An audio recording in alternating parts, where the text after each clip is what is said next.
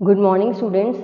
आज के इस लेक्चर में हम आपके बीबीए सेकेंड ईयर के एक subject financial market and financial services के कुछ इंपॉर्टेंट टॉपिक्स डिस्कस करने जा रहे हैं। तो चलिए स्टार्ट करते हैं फाइनेंशियल सिस्टम से। फाइनेंशियल सिस्टम को आप हिंदी में वित्तीय प्रणाली बोलते हैं, ठीक है। तो प्रणाली या सिस्टम क्या होता है? सिस्टम एक ओवरऑल इंस्टीट्यूशंस का समूह होता है, ऑर्गेनाइजेशन का समूह होता है, जहाँ पर आप फंड को मोबिलाइज कर सकते हैं, फंड को रेज कर सकते हैं, फंड को डिप्लॉय कर सकते हैं, ठीक है। फाइनेंशियल सिस्टम के चार मेजर कंपोनेंट है: financial market, financial intermediaries, financial services and financial instrument. सबसे पहले फाइनेंशियल मार्केट क्या होता है? मार्केट यानी बाजार, है ना। ऐसी जगह, ऐसा सेंटर जहां पर आप आपका फंड को रेज कर सकते हैं, फंड को डिप्लॉय कर सकते हैं। बेसिकली फंड को डिप्लॉय करने के लिए या फंड को रेज करने के लिए या फंड को मोबिलाइज करने के लिए जिस जगह को आप यूज करते हैं होते हैं आपके फाइनेंशियल मार्केट्स, ठीक है। बेसिकली फाइनेंशियल मार्केट दो तरह के होते हैं: money market and capital market. Money market ऐसा मार्केट जो शॉर्ट टर्म फंडिंग के लिए, शॉर्ट टर्म इन्वेस्टमेंट के लिए जब आप यूज करते हैं तो उसे आप मनी मार्केट कहते हैं, है ना। और दूसरा है आपका कैपिटल मार्केट, जब आप लॉन्ग टर्म में एक साल से अधिक जब आप फंडिंग के लिए आप जिस मार्केट का यूज करते हैं या इन्वेस्टमेंट के लिए जिस मार्केट का यूज करते हैं उसे आप कैपिटल मार्केट कहते हैं, ठीक है। देन आता है आपका फाइनेंशियल इंटरमीडिएरीज। फाइनेंशियल इंटरमीडिएरीज वो संस्थाएं हैं, वो ऑर्गेनाइजेशन है जो आपको हेल्प करती है फंड को सेवर से इन्वेस्टर के बीच में डिप्लॉय करने के लिए, ठीक है। इसमें दो तरह के इंस्टीट्यूशंस आ सकते हैं: banking institutions and non banking institutions. Banking institutions में आपके बैंक्स आ गए, कमर्शियल बैंक्स आ गए, गवर्नमेंट बैंक्स आ गए, ठीक है। आपके आपके जो है कोऑपरेटिव बैंक्स आ गए, ठीक है। देन है आपका नॉन बैंकिंग इंस्टीट्यूशंस या नॉन बैंकिंग फाइनेंशियल इंस्टीट्यूशन, जिसमें आपका यूनिट ट्रस्ट ऑफ इंडिया आ गया, है ना, म्यूचुअल फंड्स आ गए, है ना, और आपका लाइफ इंश्योरेंस कॉर्पोरेशन, ये भी आपके नॉन बैंकिंग इंस्टीट्यूशंस में आते हैं। देन आता है आपका फाइनेंशियल सर्विसेज। ये इंटरमीडिएरीज या ये इंस्टीट्यूशन जो सर्विसेज आपको प्रोवाइड करते हैं वो होती हैं आपके फाइनेंशियल सर्विसेज, सेवाएं जिसको आप बोलते हैं। ये संस्था आपको क्या करती है? सेवाएं प्रदान करती है। जैसे आपको अंडर राइटिंग की सेवा प्रदान कर दी, या आपको क्रेडिट कार्ड दे दिया, लीजिंग की फैसिलिटी, पोर्टफोलियो मैनेजमेंट की फैसिलिटी, ये सब फैसिलिटी फाइनेंशियल सर्विसेज के थ्रू आपको दी जाती है। देन है आपका फाइनेंशियल इंस्ट्रूमेंट्स। फाइनेंशियल इंस्ट्रूमेंट्स ऐसे यंत्र, ऐसे तरीके, ऐसे जरिए जिनके थ्रू आप इन्वेस्टमेंट कर सकते हैं, जैसे शेयर्स, डिवेंचर्स, बॉन्ड्स, है ना, आपका फिक्स डिपॉजिट, सेविंग्स, ये सारी चीजें आपके फाइनेंशियल इंस्ट्रूमेंट्स में आती हैं, ठीक है। आगे बढ़ते हैं रोल्स ऑफ फाइनेंशियल सिस्टम की तरफ। क्या क्या रोल है फाइनेंशियल सिस्टम का या इसकी क्या भूमिका है? सबसे पहले पढ़ते हैं मोबिलाइजेशन ऑफ सेविंग। सेविंग को मोबिलाइज करना, मूव करना एक व्यक्ति से दूसरे व्यक्ति के लिए, ठीक है। जिसके पास में सेविंग्स, जिसके पास में सरप्लस है, वो सरप्लस को कहाँ इन्वेस्ट करे, ठीक है, इसी को आप मोबिलाइजेशन ऑफ सेविंग कहेंगे, ठीक है। देन है आपका एलोकेशन ऑफ फंड्स। फंड्स को किस तरह से एलोकेट करना है, किस तरह से इन्वेस्ट करना है कि वो बेहतर से बेहतर रिजल्ट दे सकें। देन है आपका डाइवर्सिफिकेशन ऑफ रिस्क। जब आप फाइनेंशियल सर्विसेज की हेल्प लेते हैं तो आपको हेल्प मिलती है, इन्वेस्टर को हेल्प मिलती है कि वो कहाँ कहाँ इन्वेस्ट करे। अलग अलग इन्वेस्ट करने से क्या होता है? रिस्क क्या होता है? डाइवर्सिफाइड हो जाता है। एक जगह अगर आपको लॉस हो भी रहा है तो आपका लॉस जो है वो दूसरी जगह जहाँ पर आपने इन्वेस्ट किया वहाँ से रिकवर हो सकता है, ठीक है। देन है ग्रेटर लिक्विडिटी। ये आपको ग्रेटर लिक्विडिटी देते हैं। आपके पास में ऑन द स्पॉट अगर आपको 2 दिन में अगर पैसा आपके पास में चाहिए तो आप उस सिक्योरिटीज को, डिबेंचर्स को सेल आउट करके आपके पास में वो फंड आ सकता है, ठीक है। देन है कन्वीनियंस। ये इजीली अवेलेबल हो जाते हैं क्योंकि ये ऑनलाइन आपको सिस्टम पे भी मिल जाते हैं, आपको डिजिटल फॉर्मेट में भी मिल जाते हैं, तो आपको उनको खरीदना या बेचना कन्वीनियंट होता है, ठीक है। नाउ हम पढ़ते हैं classification of financial markets. Financial markets को 3 कैटेगरी में हमने बांटा है। सबसे पहले money market and capital market. जैसा कि हमने पढ़ा, मनी मार्केट शॉर्ट टर्म के लिए होता है, ठीक है। एक साल के अंदर अगर आपको इन्वेस्टमेंट करना है या फंड रेजिंग करनी है तो आप मनी मार्केट का यूज कर सकते हैं। एक साल से अधिक को अगर आप फंडिंग के यूज करना चाहते हैं जिस मार्केट को, वो कैपिटल मार्केट कहलाता है।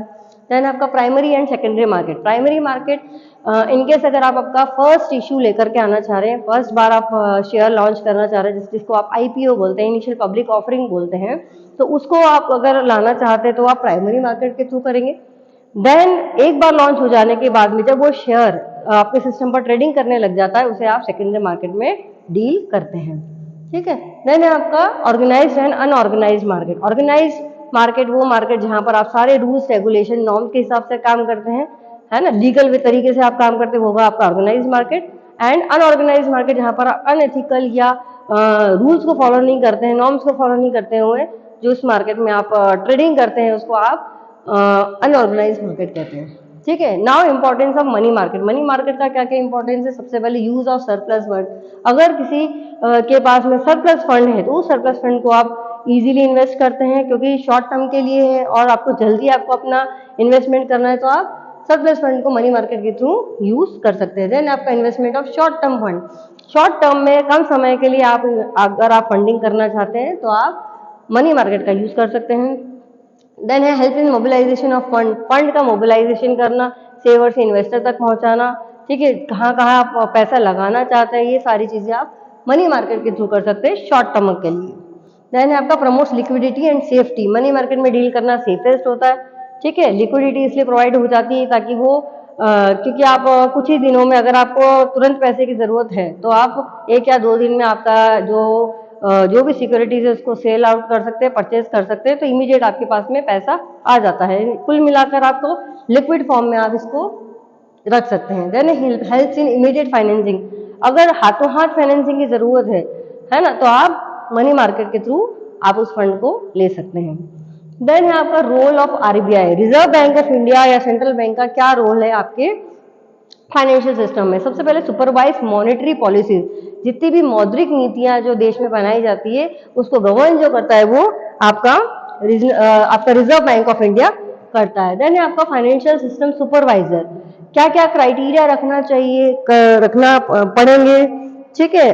पैरामीटर्स को डिजाइन करने का काम जो है वो रिजर्व बैंक ऑफ इंडिया करता है। जैसे लोन की रेट, इंटरेस्ट रेट क्या रखेंगे, है ना, रेपो रेट क्या होगी, रिजर्व रेपो रेट क्या होगा, है ना, ये सारी चीजें कौन डिसाइड करता है? आपका reserve bank of India decide करता है।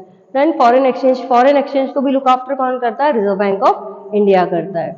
देन है आपका इश्यू ऑफ करेंसी। देश में कितनी करेंसी होगी, है ना, किस किस फॉर्म में होगी, वो सब कुछ भी कौन डिसाइड करता है? आपका reserve bank of India decide करता है। देन है आपका इंस्पेक्शन ऑफ अदर बैंक्स। जो अदर कमर्शियल बैंक्स है, प्राइवेट एंड गवर्नमेंट बैंक्स है, कोऑपरेटिव बैंक्स है, इनका इंस्पेक्शन भी रिजर्व बैंक ऑफ इंडिया अपने अंडर में करता है, ठीक है। Now stock of exchange. Stock of exchange एक ऐसी जगह जहां पर आप आपके सिक्योरिटीज, आपके shares, debentures, bond, mutual funds की ट्रेडिंग कर सकते हैं, उस जगह को आप बोलते हैं स्टॉक एक्सचेंज, ठीक है। आपके देश में, अपने इंडिया में 2 तरह के स्टॉक एक्सचेंज है, NSC and BSE, national stock exchange and Bombay stock exchange. तो अब इसके क्या क्या फंक्शन है? सबसे पहला कंटिन्यूअस मार्केटेबिलिटी ऑफ सिक्योरिटी। आपके जो भी शेयर्स, डिवेंचर्स है अलग अलग कंपनीज के, आप कंटिन्यूअसली एनएससी और बीएससी के थ्रू उन पर ऑनलाइन ट्रेडिंग कर सकते हैं, ठीक है। देन है आपका बैरोमीटर ऑफ बिजनेस कंडीशन। किसी कंपनी की क्या कंडीशन है, बिजनेस की क्या कंडीशन है, उसके शेयर के भाव को देख करके आप पता लगा सकते हैं, ठीक है। और ये शेयर का भाव कहाँ पता चलेगा? आपको स्टॉक एक्सचेंज के थ्रू पता चलेगा। देन है आपका फेयर डीलिंग्स, है ना, क्योंकि ये स्टॉक एक्सचेंज जो है वो सेबी के द्वारा गवर्न होता है, security exchange board of India के द्वारा गवर्न होता है, तो यहाँ पर जो ट्रेडिंग होगी वो फेयर ट्रेडिंग होगी। यहाँ पर कुछ भी स्पेकुलाइजेशन या नॉन अनऑथराइज चीज यहाँ पर नहीं होगी। देन है आपका launching of new securities. In case अगर आप न्यू सिक्योरिटीज लॉन्च करना चाहते हैं, आईपीओ लेके आना चाहते हैं, तो स्टॉक एक्सचेंज आपको ये फैसिलिटी प्रोवाइड करता है, ठीक है। देन है लास्ट आपका safety of funds. Stock exchange में आपका फंड जो है वो सिक्योर रहता है, सेफ रहता है, ठीक है। यहाँ पर आपका फंड का कहीं भी खो जाने का या लॉस हो जाने का कोई डर नहीं रहता है, ठीक है। तो आज के इस लेक्चर में हमने पढ़ा फाइनेंशियल सिस्टम, हमने पढ़ा रोल्स ऑफ फाइनेंशियल सिस्टम, हमने पढ़ा क्लासिफिकेशन ऑफ फाइनेंशियल मार्केट्स, हमने पढ़ा इंपॉर्टेंस ऑफ मनी मार्केट, हमने पढ़ा रोल ऑफ आरबीआई, एंड हमने पढ़े स्टॉक ब्रोकर क्या होता है और स्टॉक एक्सचेंज क्या होता है, स्टॉक एक्सचेंज के क्या क्या फंक्शंस होते हैं, ठीक है। आई होप आपको ये टॉपिक्स समझ में आए होंगे। Thank you.